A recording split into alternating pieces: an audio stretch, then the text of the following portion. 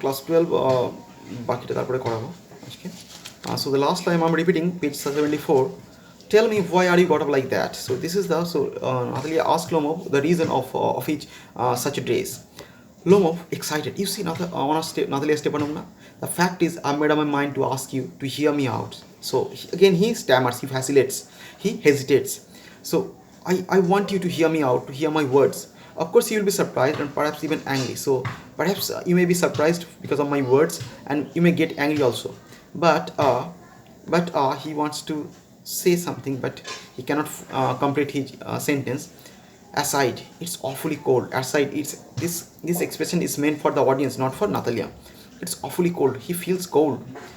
What is the matter? Pause. Well, what is the matter? What do you want to say? Say. I shall try to be brief. I want to say in short. You must know, Anna Natalia Stepanovna, that I have long since my childhood, in fact, had the privilege of knowing your family. So from my childhood, we have a good relation. My late aunt and husband, from whom, as you know, I inherited my land. My late aunt, who is dead, and from her husband, from whom I have got the land, always had the greatest respect for your father and your late mother. So Natalia had also motherless. She had no, she didn't have her mother. Her mother died perhaps. So for your late mother and for your father, our family means the Lomov's family had great respect. The Lomovs and Chubukovs have always had the most friendly and I might almost say the most affectionate and regard for each other. So Lomovs and Chubukov, these two families are very friendly and they have regard for each other. They show respect for each other. And as you know, my land is a near neighbor of yours. As you know, my land is a near neighbor of yours. So my land is near neighbor. Neighbor means as two families are neighbor. So their lands are also neighbor of each other. You will remember that my oxen meadow touch your barchut. So barchut belongs to Natalia, and oxen meadows belong to Lomov, as Lomov said here, as per his words. You will remember that my oxen meadows touch your barchut. So our lands are also neighbor to each other. Since we are neighbors, our families are also neighbor. That's in the same way lands are also neighbor. Excuse my interrupting you. You say my oxen meadows, but are they yours? So as Natalia contradicts, she retorts that, saying that Lomov claiming that the oxen meadow belong to him, but really the oxen meadows belong to him. Yes, mine. Yes, Lomov asserts that yes, it's him, it's his. What are you talking about? Oxen meadows are ours, not yours. Oxen meadows belong to us, not yours. No, mine or knowledge. No. It's ours. No, never. Well, I never knew that before. I didn't know that. How could that be yours? How do you make that out? How could that oxen meadows be yours? Well, how? I'm speaking of those oxen meadows which are wedged in between Barchoots and Bournemouth. So I'm talking of that oxen meadows which is placed between Barchoot and Bournemouth. Yes, they are ours. Yes, that oxen meadows are ours. No, you're mistaken, Honor Nathlestepadamna. They are mine. No, that's ours. Just think, Ivan Vasilevich, how long have they been yours? How long that oxen meadows belong to yours? How long? As long as I can remember. Really, you won't get me to believe that. You can't make me believe that. But you can see from documents on Nathlestepadamna. So perhaps Lomo claims that he had documents. Oxen meadow, it's true. Once the subject of dispute. Once this oxen meadow were the matter of dispute, contradiction, matter of controversy. But now everybody knows that they are mine. But today, at the time when they are talking about that time, from that point of view, everybody knows that the oxen meadows belong to Lomov. Lomov just presenting his justification in this way. There is nothing to argue about. It's quite baseless to argue about.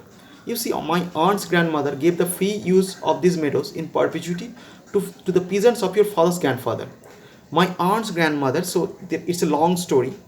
My aunt's grandmother gave the free use of these meadows. The meadows were given free use to the peasants of your grandfather by my aunt's grandmother, and in return for which they were to make bricks for her. So in return, this was a deal. So the peasants of your father's grandfather, they had to make the bricks for my aunt's grandmother.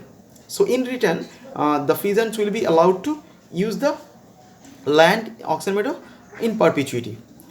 The peasants belonging to your father's grandfather had the free use of the meadows for 40 years. For 40, mark this one. For 40 years, the peasant had used the land for land freely, and had got into the habit of regarding them as their own. And the peasants then regarded that considered this land as if this land belonged to them. When it happened, Hapline again, he was interrupted. He was not allowed to speak anymore. No, it is not like that. Natalia says that it is not like that.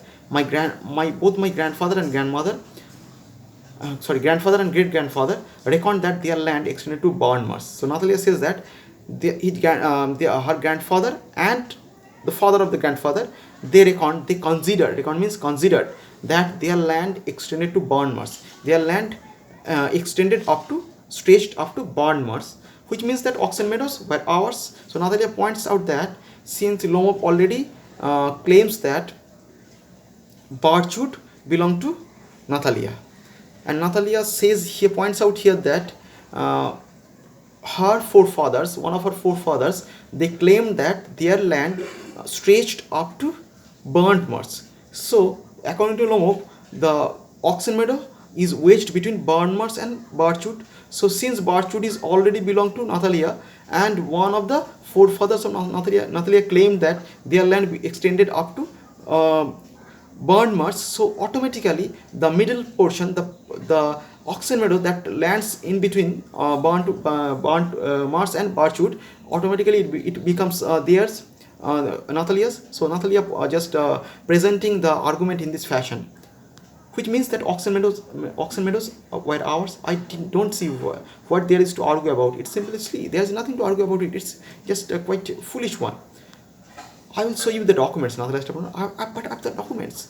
No, you are simply joking or making fun of me. What a surprise. We have had the land for nearly 300 years. Mark this one. Natalia claims that the land belongs to them for 300 years. And then we are suddenly told that it's not ours. Then suddenly someone comes and he says that the land is not ours. Ivan Vasilevich, I can hardly believe my own ears. I can't just believe my ears that I'm listening to such words from you. These meadows are not worth much to me. This meadows is valueless to me. They only come to 5 decitins. 5 decitins, it's the unit in Russia. 5 decitins, 13.5 acres. In India, this acres 13.5, and in Russia it is 5 decitins, and are worth perhaps 300 rubles. Mark this one. Perhaps the worth of this land, the value of this land is 300 rubles. Rubles is the unit of Russia. As we have rupee, in America it is dollar, in Great Britain it's pound, like that. But I can't stand unfairness. So unfairness, injustice, I can't stand. Say what you will, but I can't stand unfairness. So you can say anything, but I can't stand unfairness.